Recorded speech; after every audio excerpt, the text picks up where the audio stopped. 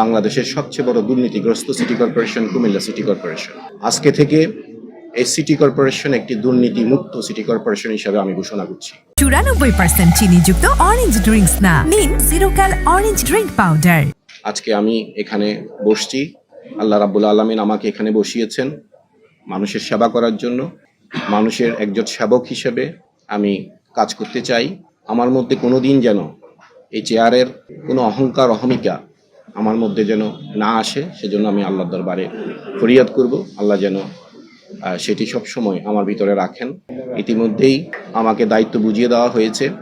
আজকে থেকে ইনশাআল্লাহ আমি সর্বোচ্চ চেষ্টা করব নীতি নৈতিকতা আদর্শ স্বচ্ছতা সততা নিয়ে এই দুর্নীতিগ্রস্ত সিটি কর্পোরেশনকে দুর্নীতিমুক্ত একটি সিটি কর্পোরেশন হিসেবে কুমিল্লা সহ সারা বাংলাদেশের মানুষের কাছে উপস্থাপন করতে। আপনারা জানেন, এর আগেও আমি মিডিয়ায় বলেছি, বাংলাদেশের সবচেয়ে বড় দুর্নীতিগ্রস্ত city corporation Comilla city corporation. আজকে থেকে এই সিটি কর্পোরেশন একটি দুর্নীতিমুক্ত সিটি কর্পোরেশন হিসাবে আমি ঘোষণা করছি।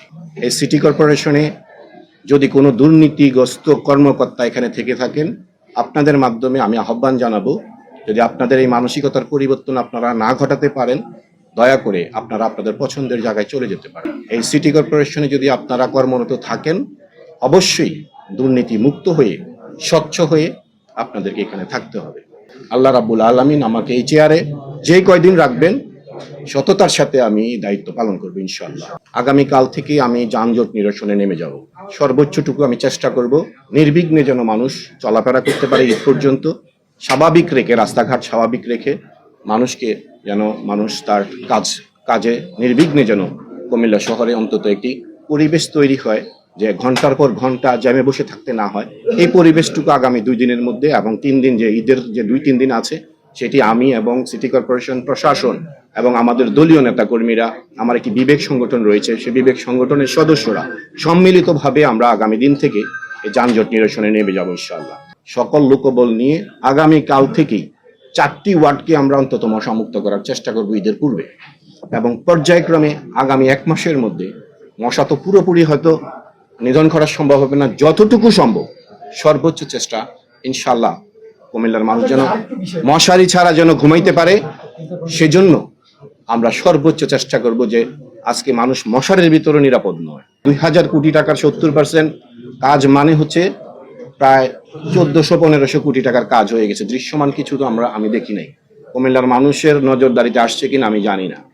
আমি আপনাদেরকে কথা দিতে যাই, যদি 400 কোটি টাকারও কাজ এই কুমিল্লা শহরে আমার হাত ধরে হয়, সেটি দৃশ্যমান হবে।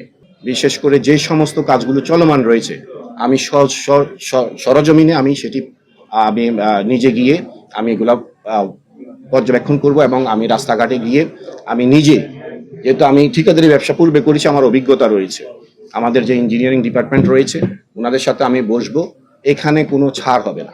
আমাদের যে কাজের যে মান, সে গুণগত মান আমাদেরকে বুঝিয়ে দিতে হবে। গুণগত মান যতক্ষণ পর্যন্ত আমি বুঝে না পাবো, ততক্ষণ পর্যন্ত ঠিকাদারকে আমি ফাইল সাইন করব না এবং বিল দেওয়ার কোনো সুযোগ থাকবে না। এখানে দুর্নীতি হবে, আমি বসে থাকতে, সেটি আমি হতে দিব না ইনশাআল্লাহ। এই যে চুরি চিন্তাই, তারপরে কিশোর গ্যাং, জিরো টলারেন্স, আমরা এগুলা ছাড় দিব না।